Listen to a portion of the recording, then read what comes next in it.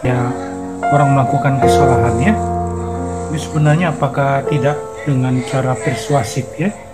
Mungkin ditanya baik-baiknya, tapi ini yang kemungkinan kondisinya di lapangan kita kurang tahu ya. Kondisi kadang-kadang di lapangan itu jauh sekali berbeda teman-teman ya.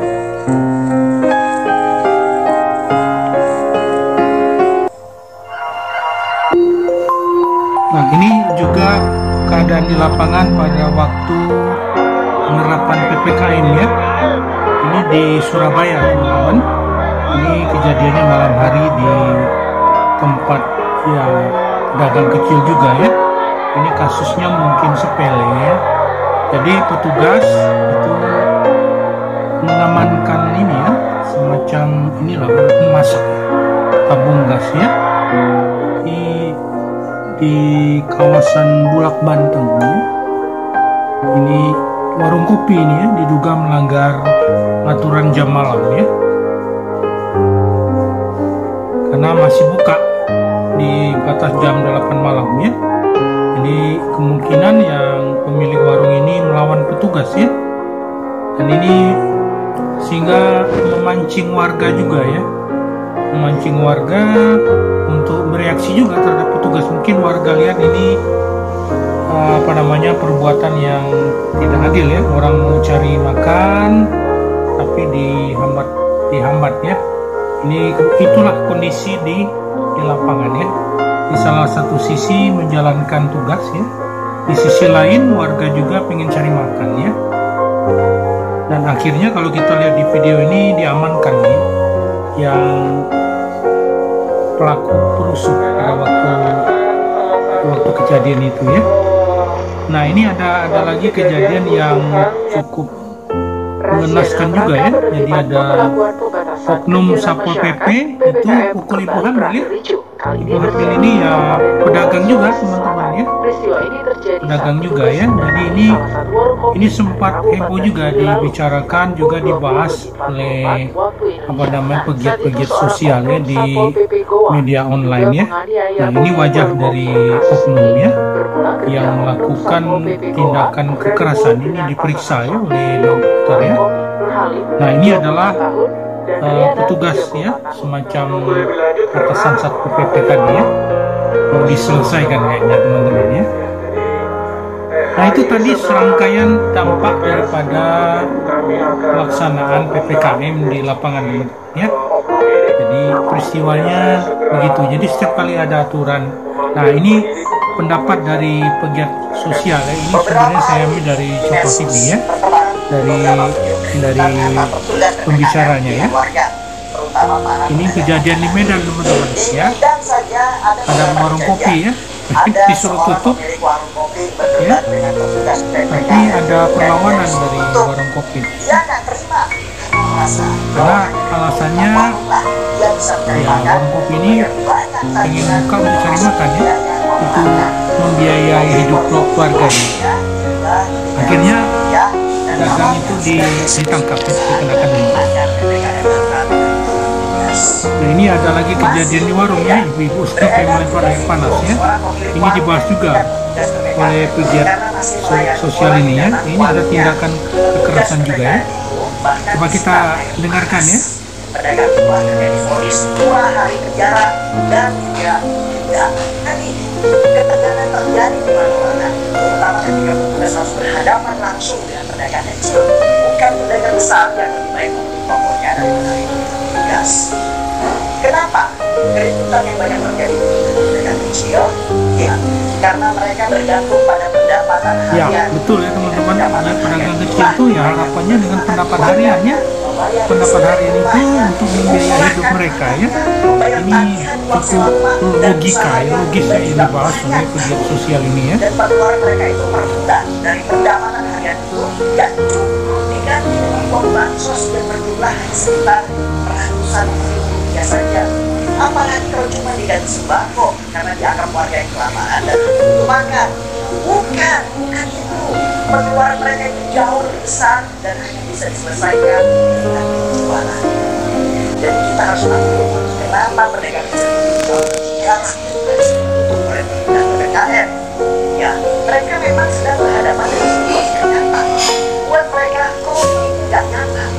Ya, kalau kita dengar pendapat dari pedagang kaki lima ini, ya masuk akal juga ya, karena mereka tergantung hidup ya dengan dagangan mereka. Jadi kalau kadang-kadang mereka itu menganggap bahwa COVID itu sama-sama ya, antara ada dan tidak ya. Tapi mereka juga berusaha mengikuti protokol kesehatan ya.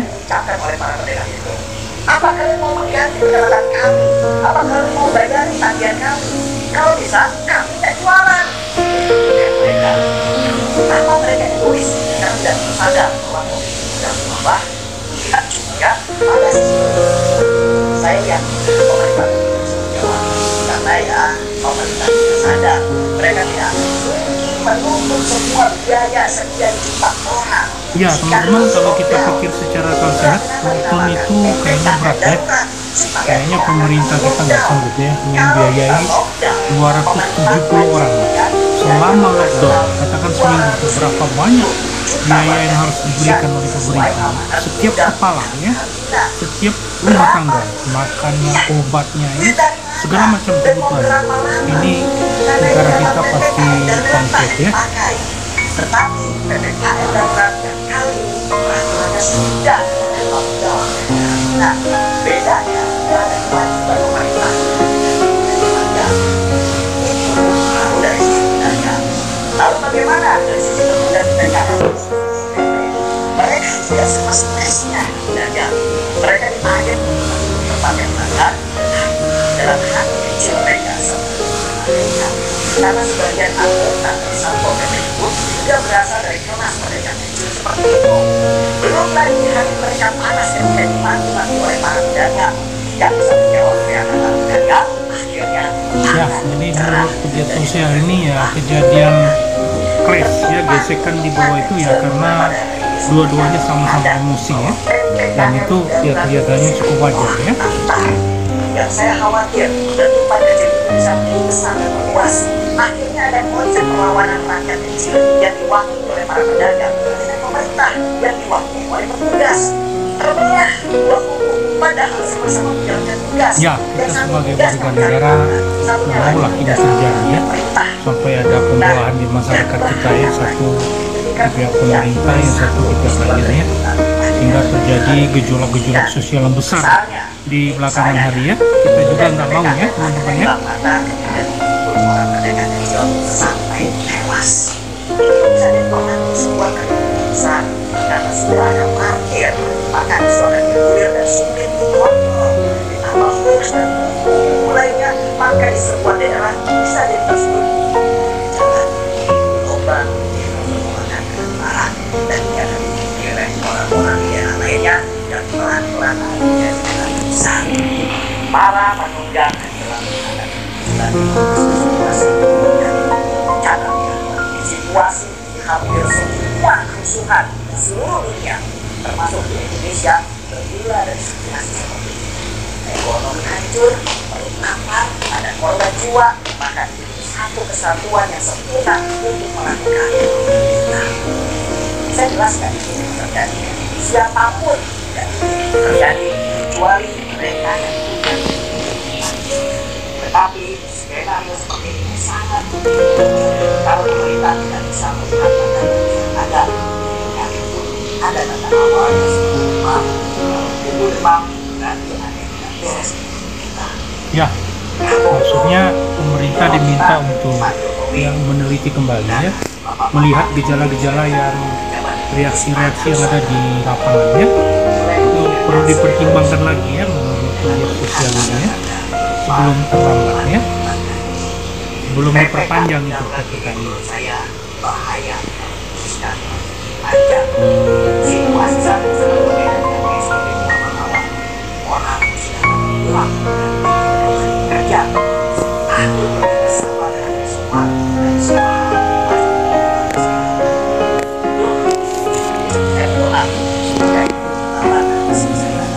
Habis hari ini. Nah ini teman-teman, ini ada fenomena lainnya ya. Ini adalah seorang warga yang ingin berbuat ya untuk warga lain ya.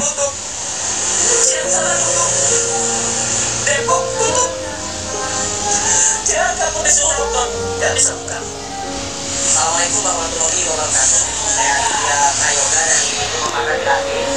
Dan alhamdulillah hari ini Rumah Makan Gratis. Ya, dia ini pengen menyumbang teman-teman ke warga lain ya yang terdampak terhadap PPKM ya, karena mereka isolasi di rumah ya. Jadi rekan-rekan kita ini akan memberikan sumbangan ya, melalui ya apa namanya kemandirian mereka ya.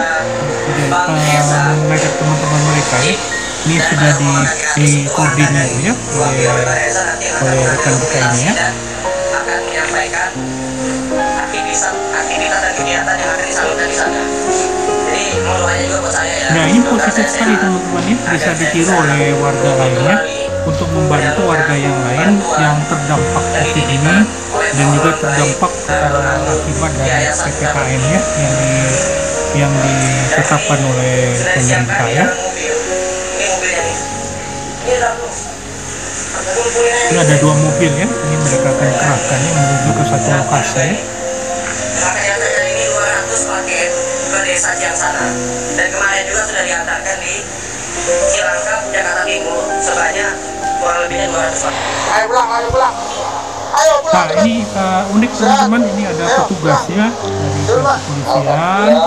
Ini menertibkan warga yang masih berkeliaran ya di pasar dan mereka persuasif sekali ya, jadi tidak dengan apa namanya seperti kejadian tadi ya. Mereka dengan persuasif, mungkin ada dana khusus yang mereka siapkan ya, mereka imbangi dengan memberikan semacamnya katakanlah semacam ya santunan kecilan ya untuk kebutuhan hidupnya hari itu untuk keluarga ya.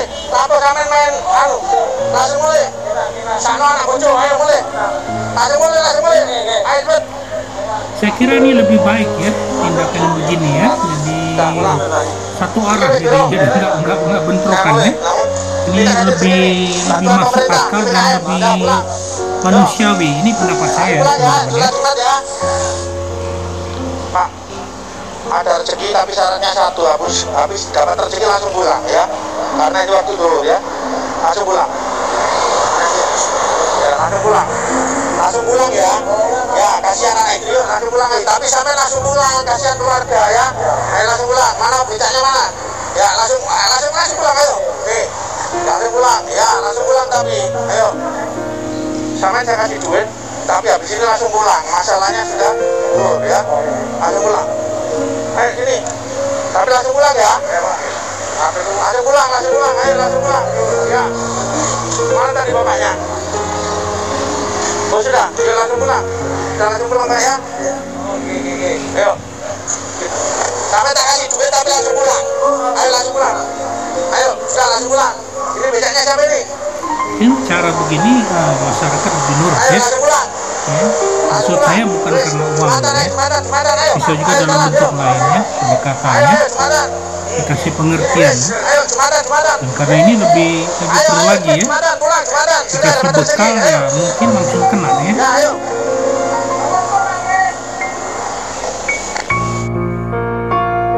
Ini juga seorang petugas ya memberi pendekatan kepada pedagangnya, pedagang kaki lima ya. Nah, sambil memberi semacam santunan lah ya, berupa mungkin beras ya. Nah, ini menggambarkan PPKM darurat ya di sejumlah tempat. Tapi caranya apa ya? Menimbulkan gesekan ya. Menimbulkan apa namanya? Semacam keributan lah ya antara pedagang dengan petugas ya. Ini kalau kita lihat di sini ada yang dibongkar juga ya. Nah, ini contoh dari bapak tadi ya sebelumnya. Ini dia memberi contoh supaya tidak terjadi gesekan ya. Dia memberi alasan boleh dagang tapi dalam batas-batas tertentu waktunya ya. Juga syaratnya mereka dilarang keras melayani konsumen makan di tempatnya ya, jadi harus dibawa pulang ya. Dan saya pikir ini lebih baik ya daripada ngambil tindakan langsung ya. Lebih baik kan ini kan waktunya lama juga, bukan sehari 2 hari ya, mungkin sampai 2 minggu ya. tinggal diawasi saja ya teman-teman ya. Nah ini video ya, tentang belusukan ya Presiden kita Pak Jokowi ya, dalam rangka dia ingin membagikan sembako dan obat-obatan ya kepada warga secara langsung ya. Maksudnya dia ingin pastikan ya bahwa warganya itu tidak ada kekurangan makan, apalagi kebutuhan pokok seperti makan, dan juga ya bisa jadi obat-obatan juga teman-teman ya. Beras yang akan disalurkan nanti dari Bulog. Kemudian yang kedua, saya juga membagikan paket obat. Jokowi belusukan ke Sunter membagi paket sembako dan obat. Awas jangan anak. Warga yang tinggal di kawasan Sunter, jadi Pak Jokowi ini juga membagikan seperangkat obat ya yang diperlukan di masa pandemi ini kepada warganya. Ini langkah nyata pemerintah. Ini patut dicontoh juga oleh teman-teman, oleh jajaran di bawahnya ya, yang mungkin bupati, lurah ya, karena mereka yang paling dekat di kehidupan masyarakat ya. Kalau presiden kan jauh tetap ya. Nah, jadi Pak Jokowi ini mengambil sampel saja ya, belusukannya kacak ya, ini kayaknya di Sunter ya, kalau tidak salah di Sunter malam hari kurang lebih jam 8 atau jam 9 ya. Ini sempat viral juga teman-teman ya.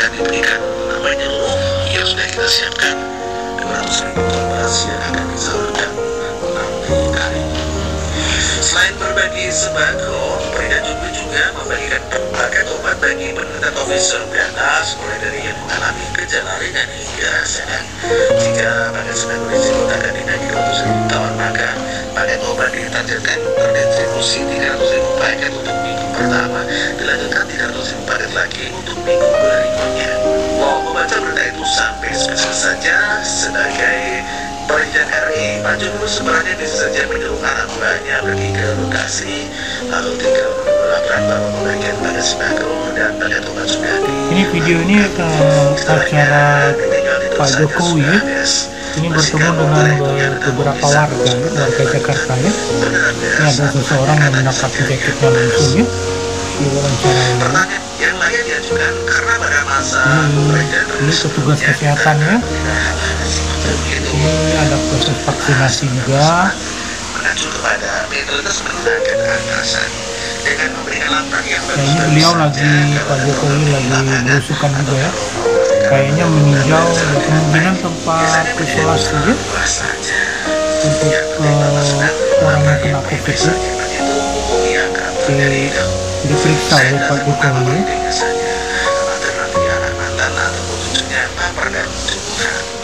Pak Jokowi ini memang dikenal berani, tidak ingin dikekang untuk tidak boleh ketemu langsung secara langsung. Sudah seringkali beliau tiba-tiba berusukan dan ketemuan dan juga ingin melihat langsung apakah program dan kebijakan berlangsung sesuai dengan arahan beliau atau melenceng atau tidak tepat sasaran. Tadi pagi saya bermelihat bagaimana Pak Jokowi melihat langsung proses pemberian vaksinasi gotong royong di perusahaan Unilever. Karena beliau ingin memastikan jalannya program vaksin itu berlangsung dengan baik. Nah, ini Pak Jokowi lagi belusukan ya, membagikan sembako dengan warga ya. Ini review aja seperti video yang tadi ya. Hampir sama teman-teman ya. Nah, cuman lebih agak didetailkan lagi ya. Tadi satu ini buat warga ya. Kalau beneran keluar akan ditampil oleh Jokowi yang lebih bertemu rakyatnya dari jarak dekat, bukan secara online tetapi bertemu. Ya senang sekali ya dikunjungi presiden ya. Ini dadakan ya, jadi ini senang sekali termasuk kita ya kalau dikunjungi presiden ya, merasa terhormat ya.